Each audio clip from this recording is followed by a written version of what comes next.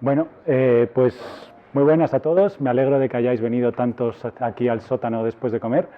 Me llamo Álvaro y me alegro que haya muchos interesados en cómo entender y depurar sistemas distribuidos. A mí me parece un tema muy interesante, además que creo que influye mucho en la calidad de código que hacen los equipos de desarrollo, y no solo eso, sino también en la calidad de servicio que al final se da a los usuarios, que es creo que es el objetivo de todos cuando estamos desarrollando algún tipo de solución. Y bueno, todo el mundo habrá oído el famoso término DevOps. DevOps se puso muy de moda hace unos años. No vamos a entrar en qué es DevOps, porque aquí cada uno define DevOps de una manera distinta, pero para mí es un poco una filosofía que acercó técnicas del mundo de desarrollo a la parte de infraestructura. Pues cómo mantener todo en control de versiones, usarlo todo como código, prácticas, automatización y demás. Pero creo que lo que falta ahora es todo lo contrario. Ahora, operaciones aparecidos, y además intentó como quitar un poco esa separación entre operaciones y desarrollo, pero creo que ahora pasa un poco al revés.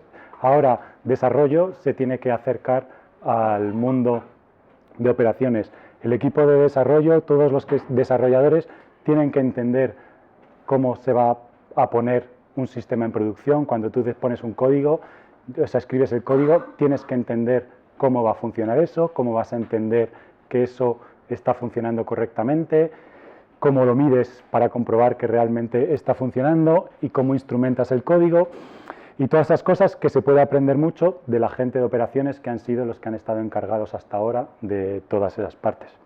¿Y por qué?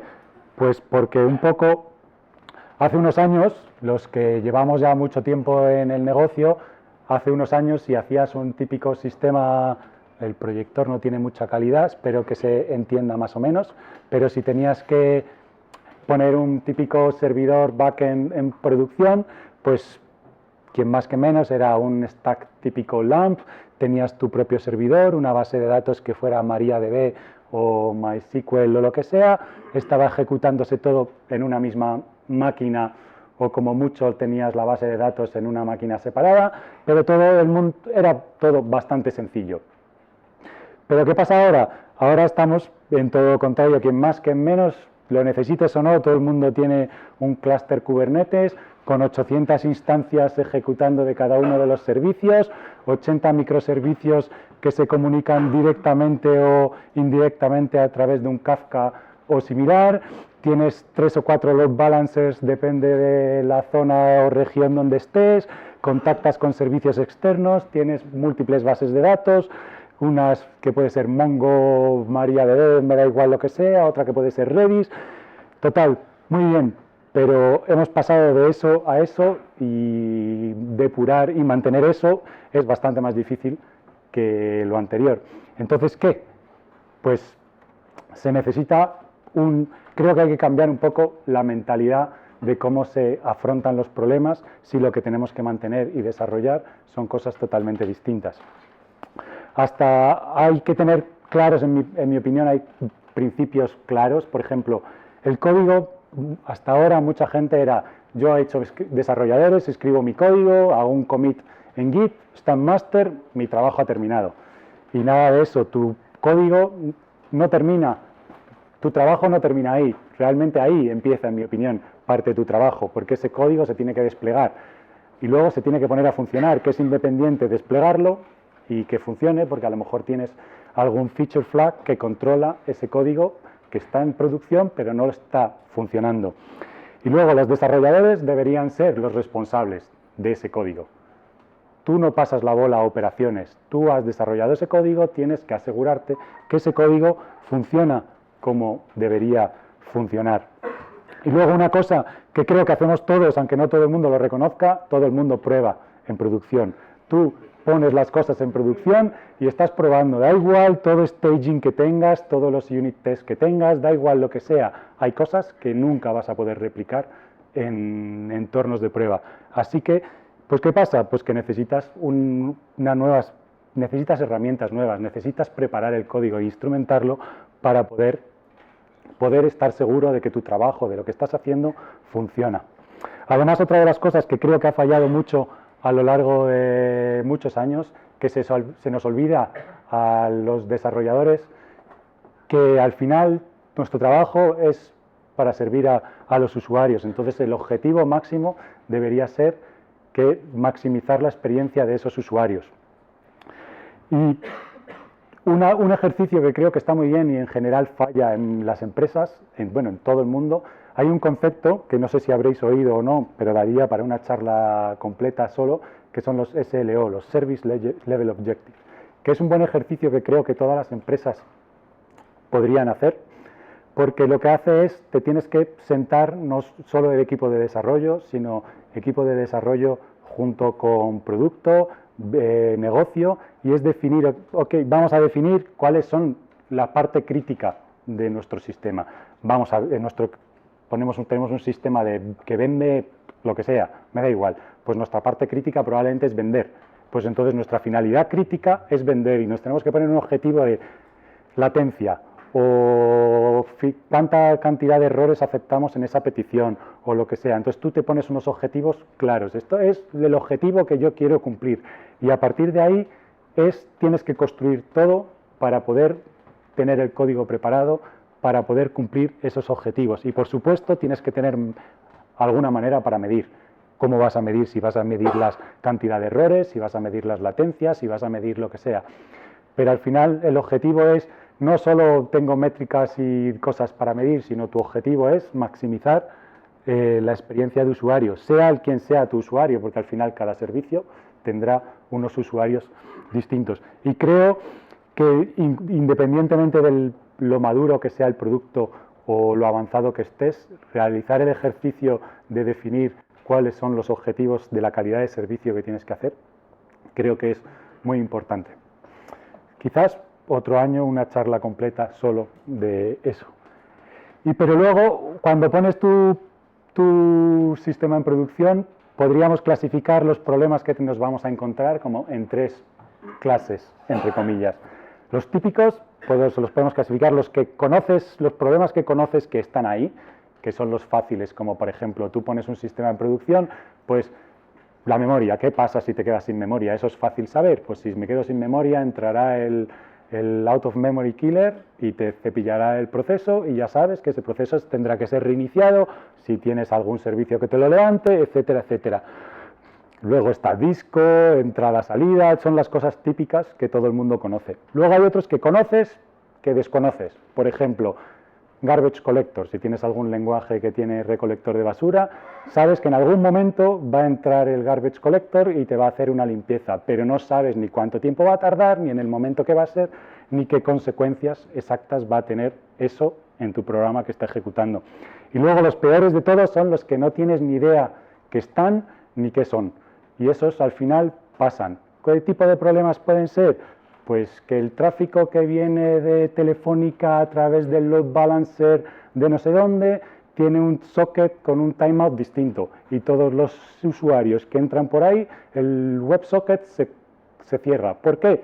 Pues porque a lo mejor hay un firewall en algún sitio o hay algo que te está cerrando los sockets. A nosotros en el pasado nos pasó algo exactamente igual, o justo un tipo de usuario que en tu tabla de base de datos hace un problema con el índice y entonces haces un scan completo de la base de datos. Cosas así que te pueden pasar, pero no estás ni preparado para ellos, ni tienes ni idea qué va a pasar. Entonces tienes que tener medios para poder descubrir y encontrar esos problemas que son los que al final te vas a comer la cabeza cuando tengas que mantener un servicio en producción. Entonces, bueno, ¿cuáles son las herramientas típicas que hay ahora mismo normalmente, lo que todo el mundo piensa para hora de solucionar o de tener en sistemas distribuidos? Pues los 3 típicos son los logs, la monitorización y el APM, que probablemente el de los 3 sea el menos conocido o el menos usado de los 3. Vamos a verlos así por encima todos. Bueno, los logs creo que todo el mundo los conoce, es el printf, console log, printline o lo que sea un poco más avanzado, desde el típico estoy aquí y aquí y aquí que pones en el código para ver si estás llegando o no, un poco más evolucionado. Todo el mundo los usa, es la primera, probablemente la primera herramienta de depuración que hemos usado todos cuando hemos empezado a escribir código. Sigue siendo muy útil, en mi opinión, y muy potente. Además, si los has hecho bien, es la primera línea de defensa a estos problemas totalmente desconocidos que no sabes que te vas a enfrentar. Pero, ¿cómo tienen que ser los logs? En mi opinión, estructurados. Hoy en día, el que no tenga logs estructurados, vas fatal. ¿Por qué? Primero, porque los tienes que parsear, los tienes que poner en alguna herramienta para poder luego tratarlos. Si no están en un formato JSON o similar, no hay quien los parsee por muchas expresiones regulares o similares que hagas. Hay cosas que no vas a parsear, no vas a poder procesar ni nada. Hoy en día cualquier lenguaje tiene ya librerías de logs bastante avanzadas y todas tienen formatos estructurados. Así que si no los estructuráis, por favor, si hay algo solo que os llevéis de esta charla es, por favor, estructurar los logs, porque en mi opinión es un antes y un después. Además, si utilizas JSON es muy fácil porque es parseable, pero además sigue siendo muy legible por personas. Pero bueno, vale, ya los tenemos estructurados. ¿Y ahora qué? Pues ahora qué, pues otra cosa muy importante, identificar los mensajes. Hay otra cosa que he visto muchas veces que fallan. Cada vez que tienes una petición a tu servidor, se genera un identificador único que se arrastra en todo el log, lo cual puedes conseguir hacer la traza completa de esa petición a lo largo de todo su sistema, que es una cosa muy obvia, pero en mi opinión muchas veces sigue fallando cosas tan básicas como esa. Añadir quién es el usuario que está haciendo esa petición, luego describirlo. Pues describes qué mensaje estoy poniendo aquí, qué resultado de esa operación, cuánto ha durado, no lo sé, depende de que aquí al final cada uno en su sistema pues tiene que definir qué es lo que me describe a mí el mensaje. Y luego el contexto, que al final es lo que te va a ayudar en el momento que tengas que saber qué es, pues qué operación estabas haciendo, qué tipo de cliente estaba haciendo, versión del software que estaba usando, sistema operativo, IP, yo qué sé, depende, al final depende mucho de qué servicio estés dando, pero te tienes que buscar el contexto. El problema que hay si usas, como en mi opinión también deberías, como ahora veremos, un sistema de agregado de logs centralizado, cuando empiezas a poner muchos keys de estos, hay sistemas que tienen un límite, no puedes añadir todos los que quieras, entonces depende del sistema, habrá un momento en el que te digan, que te has pasado del límite, ya no te vamos a indexar a partir de ello. Es un problema, pero veremos si puede tener solución o no solución. Luego, una cosa que nosotros en equipos que hemos tenido seguíamos y nos funcionaba maravillosamente, es muy dependiente de la cultura, pero nosotros los mensajes seguíamos una nomenclatura más o menos estándar que enseñaba un poco la jerarquía del código hasta ese mensaje. Entonces tú leías eso y sabías que estaba en un componente que se llamaba así, en un subsistema tal cual, y entonces simplemente leyendo eso te describía más o menos la operación. Y ya veremos ahora, en una captura que os voy a enseñar, cómo eso nos ayudaba. Pero antes, hay otro tema que crea muchos comentarios por internet, hay millones de discusiones en Reddit y en cualquier otro foro que encuentres, son los famosos niveles de log. Hay debug, info, warning, error, y si te vas a Java puedes añadir 70 o 80 niveles más. En mi opinión, por mi experiencia, solo necesitas dos.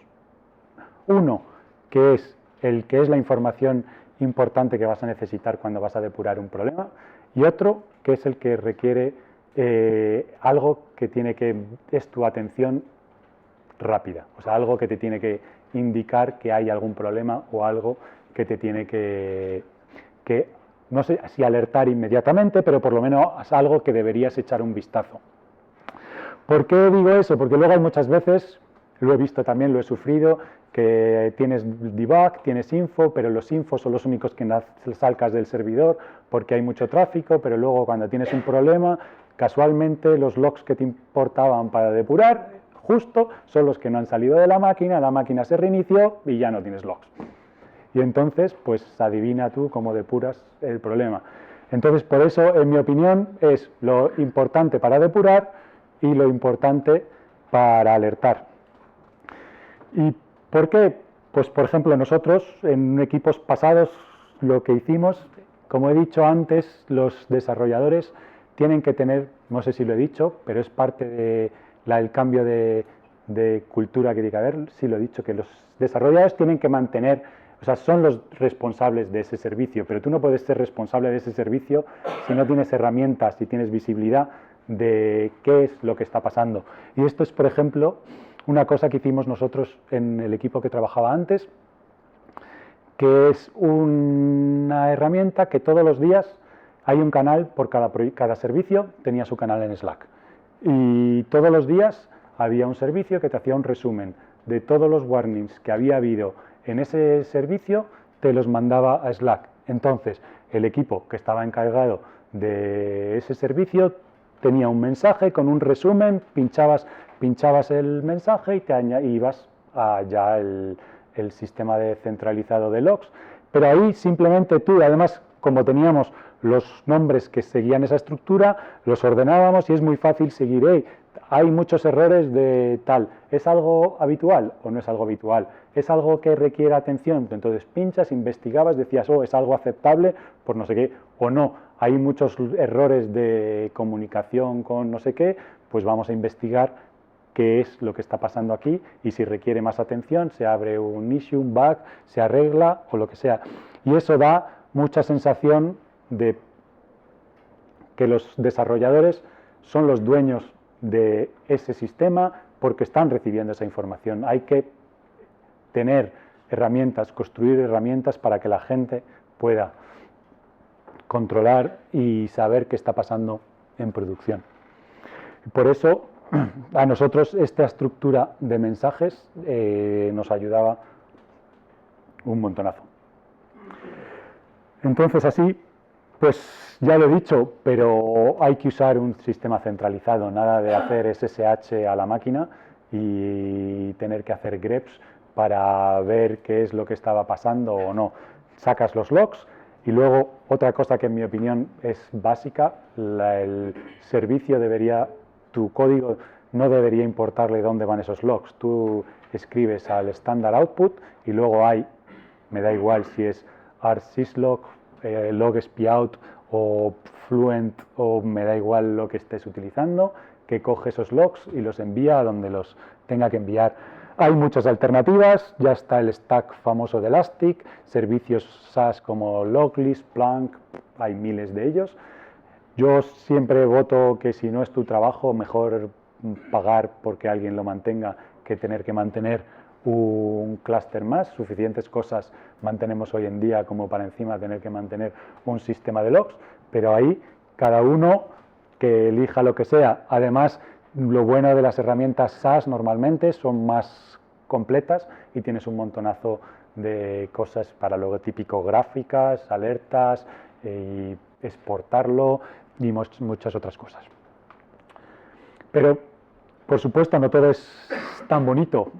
Una de las cosas, problemas de los logs pueden ser muy caros. Según pongas cosas, imprimas líneas de logs, si estás en un servicio SaaS, normalmente te pagan pagas por tráfico, por cantidad de datos que estás enviando y por cuánto tiempo quieres tener esos logs en la retención. Así que a más datos, más pagas. Así que puede llegar a ser bastante caro. Y si tienes un Elastic que mantienes tú, mantener un clúster de esos, de todas maneras, es bastante caro porque ahí necesitas unas buenas máquinas para mantenerlo. Así que es caro. Hay técnicas de sampling, que no coges todos los logs, hay gente que se agarra los pelos cuando dices que no voy a tener todos los logs, pero hay un momento que si tienes muchísimo tráfico, tienes que tener sistemas de voy a recortar cosas. Además, uno de los problemas que yo lo he visto, te puede acabar matando el servidor según tengas un montonazo de red que estás enviando logs, puedes consumir tanto ancho de banda que ya ni siquiera puedes atender a las peticiones que tenías porque ya te lo estás fundiendo todo directamente.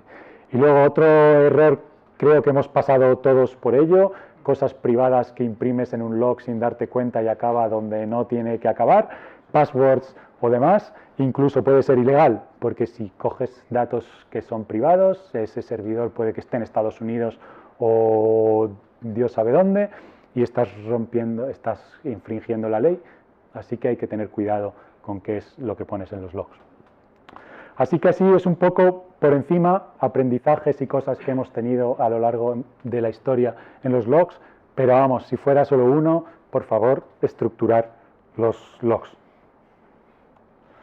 Luego, la típica herramienta, bueno, monitoring, la monitorización, creo que es lo que piensa todo el mundo a la hora de tener un sistema en producción, es la herramienta más habitual de todas.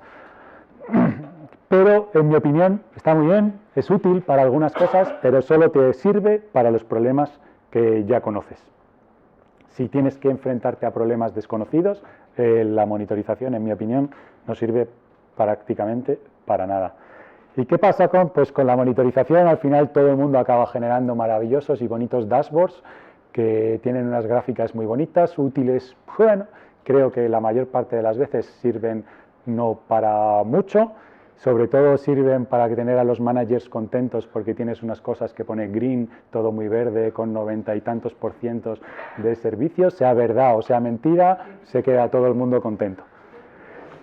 ¿Qué pasa? Que normalmente, en mi opinión, son reactivas. Tú has tenido un problema, se te ha caído el servidor, has descubierto que algo no funciona, entonces dices, uy, no me va a pasar otra vez, voy a generar un dashboard para que la siguiente vez lo tenga ya preparado. Así que, por eso, en mi opinión, sí, para ciertas cosas son útiles, pero al ser reactivas solo te sirven para problemas que ya te has enfrentado a ellos alguna vez. Entonces, aún así, ¿qué cosas hay que monitorizar? Bueno, pues lo primero, lo básico, que ya hemos hablado, memoria, disco, red y cosas de esas es lo básico. Hoy en día, cualquier agente de estos de monitorización, todo eso te lo dan ya automático, prácticamente no tienes que hacer nada. Tu proveedor de cloud probablemente te lo dé igualmente, no necesites instalar nada, porque tienes ya todos esos datos que te los está dando el proveedor. Y luego tienes que tener cosas específicas a tu lógica de la aplicación. Tienes que instrumentar el código, ya sea tus endpoints de un API, tienes que saber cuánto uso, latencia, etcétera, etcétera. Tienes que saber las cantidades de errores. Aquí depende al final de cada servicio lo que estés. Colas, es muy importante también, tener colas, de si tienes alguna cola, saber cómo está creciendo o disminuyendo la cola. Y bueno, cada proveedor tiene su agente, hay algunos que son propietarios, tienes que instrumentar el código. Afortunadamente hay un proyecto nuevo que es OpenMetrics, que está un poco en pañales todavía, pero que está intentando estandarizar que sea solo una manera común de hacer todas estas cosas, lo cual, si algún día quieres poder cambiar de proveedor, pues que te haga un poco la vida más fácil de hacerlo. El paso siguiente habitual de tener monitorización es empezar a crear alertas. Y ya que creas alertas, dices, voy a empezar a crear 8.000 alertas de todo. Si estás de guardia, acabas recibiendo 19.000 alertas permanentemente y no sería la primera vez que alguien tira el teléfono al suelo, harto de recibir 30 alertas en 20 minutos. Yo, por mi experiencia, como lo hicimos en equipos anteriores, al final las alertas es un trabajo de poner exactamente, como hemos dicho antes, el SLO, los Service Level Objectives, es un buen ejercicio de saber exactamente qué es lo que tienes que utilizar para definir qué es lo importante de tu sistema, qué es lo que tiene que generar una alerta y lo que tiene que despertar a alguien a las 3 de la mañana. Y para nosotros lo que hicimos fue catalogar alertas en dos prioridades. Una que es acción inmediata. Esto es algo que está afectando a la calidad del servicio, nuestros usuarios se ven afectados, hay que levantarse a las 3 de la mañana o la hora que sea, tenemos que arreglarlo. Y otro es, sí, son cosas que no funcionan, pero si tienes 4 instancias del servicio y una se cae, bueno, mala suerte, nos quedan 4 todavía, probablemente los usuarios no se hayan enterado, si no, pues ha sido un pequeño que se enteró justo en el momento que se cayó esa máquina, pero probablemente pueda esperar hasta el día siguiente y a las 8 o 9 de la mañana del día siguiente, cuando entre alguien a trabajar, ya arreglará ese problema. Y eso genera, creo que, una calidad para quien sea el equipo que está haciendo el on-call súper importante. El final es calidad de vida para el equipo y el que está haciendo guardias, si puedes acabar realmente bastante estresado e incapaz de hacer cualquier otra cosa. Y típicos problemas de monitorización, bueno, ya hemos dicho casi todos, yo creo. El peor de todos, yo creo que es reactivo, que al final las métricas, te has enfrentado a un problema, te das cuenta de que no estabas midiendo eso y entonces vas al código, instrumentas el código, añades la métrica y a partir de ahí lo estás midiendo, pero no te ayuda a descubrir esos problemas desconocidos. Luego, otro gran problema es que son agregados. Tú normalmente las métricas te está haciendo una media, en una ventana, me da igual que sea una media, una varianza, un percentil 95, me da igual lo que estés midiendo, pero está agregado y suavizado toda la curva que estás viendo. Así que los picos, esos que al final son los importantes, que es lo que te estás fastidiando a ciertos usuarios, son los que no estás viendo. Así que si al final lo único que tienes es métricas, por lo menos mira el máximo. Siempre pon el máximo en el dashboard para por lo menos saber qué es lo peor que estás haciendo, porque eso es lo que tienes que arreglar. Y luego pueden ser muy caras, sobre todo si utilizas algún SaaS. Hay algunos en especial que tienen un sistema de facturación que roza, en mi opinión, a la extorsión. Cobran por máquina y una vez que estás atado a ellos es bastante difícil. Yo os puedo decir, en mi experiencia, ha habido situaciones en las que pagábamos más por monitorización que por infraestructura. Entonces, hay que tener cuidado con qué proveedor eliges, sobre todo si cobras por máquina. Nosotros teníamos una infraestructura que eran muchas máquinas pequeñas y como pagas por máquina, el precio de cada instancia era más la monitorización que la propia instancia en sí. Y luego el último que ya hemos dicho, que ya que estás puedes añadir métricas, empiezas a añadir métricas, de repente tienes 10.000 millones de métricas y es ruido y ruido. Y una de las cosas que en mi opinión es muy importante, relacionado, no es exactamente con las métricas, pero va relacionado, son los health checks. En mi opinión, cada servicio debería ser autónomo a la hora de definir si ese servicio está levantado o no, si está funcionando o no está funcionando. Y no hay nadie mejor para definir eso que la gente que ha desarrollado ese servicio. Y debería ser un estándar alrededor de todos tus servicios. Todos tus servicios tienen un mismo endpoint que unifica el estado de salud de ese. Y no solo si estoy levantado, estoy levantado y soy útil. Es decir, si yo dependo de una base de datos, dependo de Kafka, dependo de lo que sea, tengo que comprobar, hey, estoy levantado, pero soy útil, porque todas mis dependencias están levantadas. Y eso, el que mejor lo sabe, es el que ha implementado el servicio. Nosotros lo que teníamos era un paquete que hacía prácticamente eso automático, simplemente registrabas las dependencias, devolvía un JSON y lo teníamos automático con Slack, y entonces cuando recibías el mensaje en Slack tenías aquí el body de la alerta y entonces directamente ya sabías, hey, este servicio está en rojo, y directamente sabías, hey, está en rojo porque la dependencia de un servicio externo se ha caído, o es directamente porque el servicio se ha caído. Y no es exactamente relacionado con la monitorización, pero va un poco de la mano, y luego además si ya los tienes, te sirven también si usas cualquier orquestador de Kubernetes o lo que sea, lo puedes utilizar igualmente para el estado de salud de esos servicios, el readiness check y demás. Así que, en mi opinión, es muy útil, y sobre todo si lo tienes estandarizado, porque ya sabes que simplemente tienes que hacer un get a esa API y directamente ya sabes o tienes un vistazo rápido de qué está pasando. Y luego el último, típico y más desconocido probablemente de todos, es el APM o el Application Performance Management, que al final lo que son trazas distribuidas. Tú eres capaz de generar una traza distribuida a lo largo de varios servicios y ver qué está pasando desde una petición que entra hasta que se concluye. En mi opinión es muy útil, sirve un montonazo para entender sobre todo sistemas muy complejos. De hecho, hay algunos que hasta luego te pintan dependencias de componentes y demás.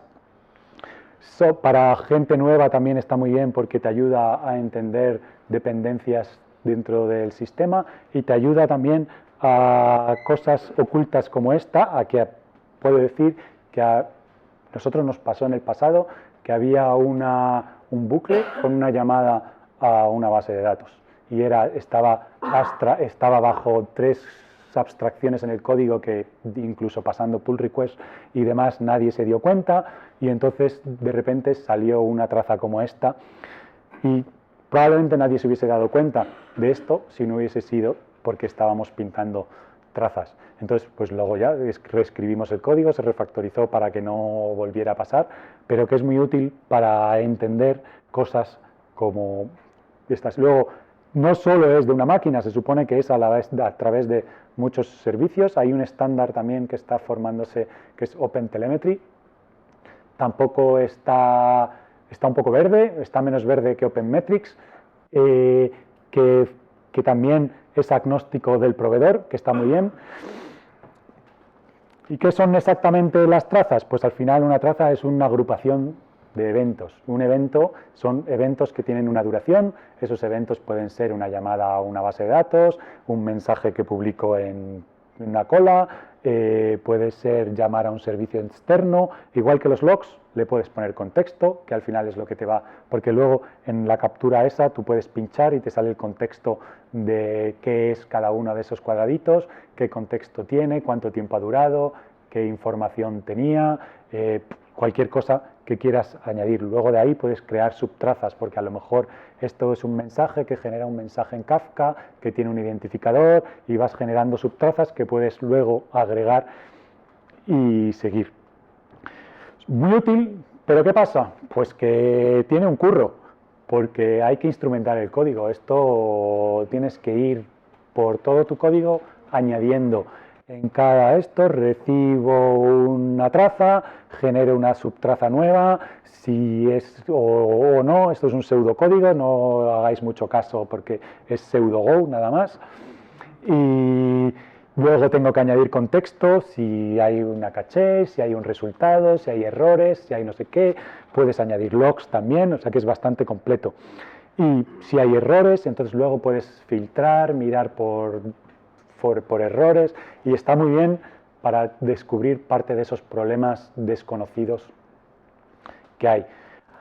Hay muchos frameworks hoy en día para instrumentar esto, hay muchas cosas que si estás en un lenguaje relativamente conocido, hay cosas que te vienen ya hechas, por ejemplo si usas Express, Gorilla o cualquier framework, middleware, algo así, hay cosas que te vienen ya medio cocinadas, pero es muy básico, si realmente quieres sacarle partido no te queda más remedio que remangarte y echar horas escribiendo y manteniendo. Luego eso ya depende de lo bien o mal que tengas el código, pues es más o menos doloroso la operación. ¿Y cuáles son los problemas? Bueno, pues ya hemos hablado de los problemas. Es bastante doloroso porque tienes que escribir mucho código o tocar un montón de código para eso. Puede ser muy caro, porque igual si tienes muchas peticiones, generas un montón de trazas, que es un montón de datos, que tienes que almacenar en algún sitio. ¿Y cuál es la técnica? Pues seleccionar. Hay un sampleo, si es que se dice así o como se diga en español, seleccionas solo unas cuantas. Hay algoritmos que funcionan muy bien porque realmente hay frameworks que lo que te hacen un sampling, pero te cogen la traza completa. O sea, se selecciona en la entrada. Si seleccionas esta traza, ya te coge la traza completa. No es que voy a tener trazas incompletas de un mensaje sí o no, sino dices, quiero un 50% de las trazas. Pues un 50% a la entrada se selecciona, pero ya si se selecciona la traza hasta el final. Lo cual no te da la visibilidad completa, pero si tienes muchísimo tráfico, si tienes un problema, pues la probabilidad de que la pilles, pues al final todo depende de cuánta sampleo estés haciendo, pero lo puedes coger.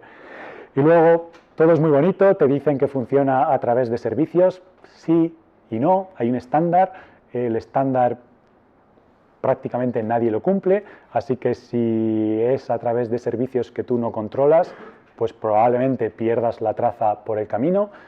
Se está intentando mejorar, hay un estándar, incluso el W3C está metiéndose en el ajo para mejorar esto, incluso que las trazas puedan empezar de manera estándar desde el cliente, desde el navegador. Todavía está todo un poco verde, pero tiene buena pinta. Y entonces, pues bueno, ya hemos visto 3 herramientas. ¿Son suficientes? Bueno, depende. Depende mucho. Al final, en mi opinión, esto es un camino. No es lo mismo un proyecto cuando estás empezando una empresa de 2 personas que cuando tienes un equipo de 50 y un proyecto que factura 50 millones. Pues depende. Al final, las necesidades de cada uno te depende si te vale solo con los logs, si necesitas algo más avanzado, monitorización, no monitorización, depende de tu infraestructura. El problema de estas 3 herramientas, pues que al final normalmente están desconectadas. Y si están desconectadas, yo he detectado un problema en los logs, tengo la traza, pero no hay unión. ¿Y quién es la unión? Tú. Pues cojo el ID de aquí, cojo el ID de aquí, tengo 2 herramientas y empiezo a buscar hasta que consigues hacer la relación entre uno y otro. Y es un trabajo bastante chungo, lleva muchas horas y no es nada gratificante.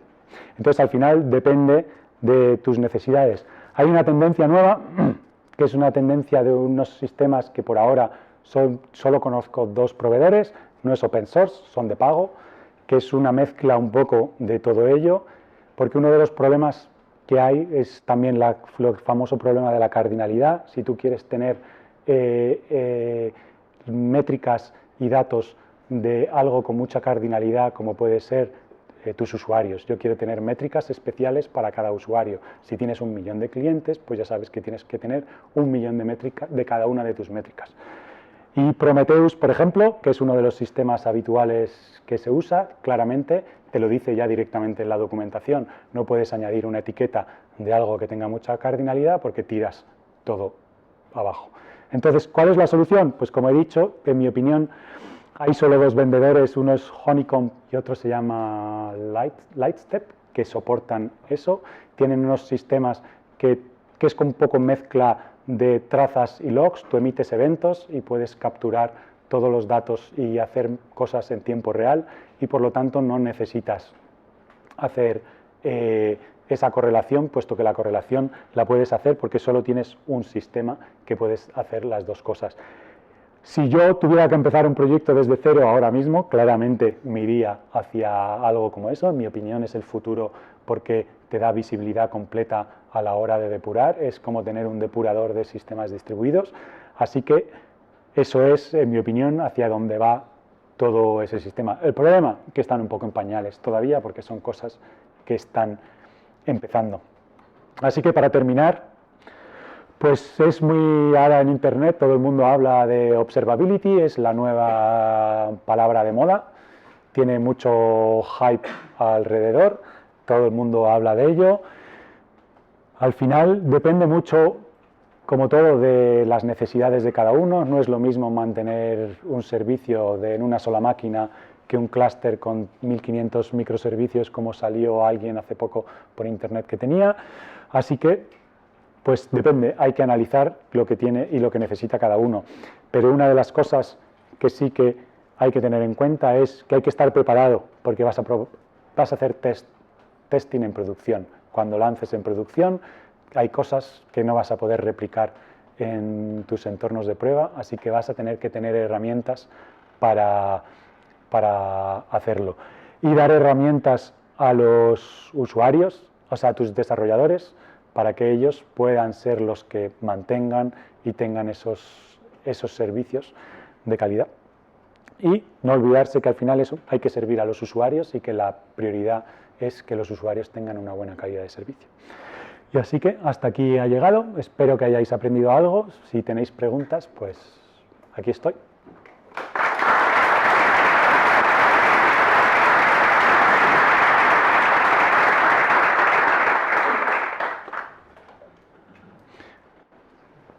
Y si no hay, pues nada. Yo tengo una pregunta, es que has dicho los productos que la Lightstep y el otro... Se llama Honeycomb. Honey de miel y comb, C-O-M-B. Al final, Honeycomb, con light step, como paso luz. Sí.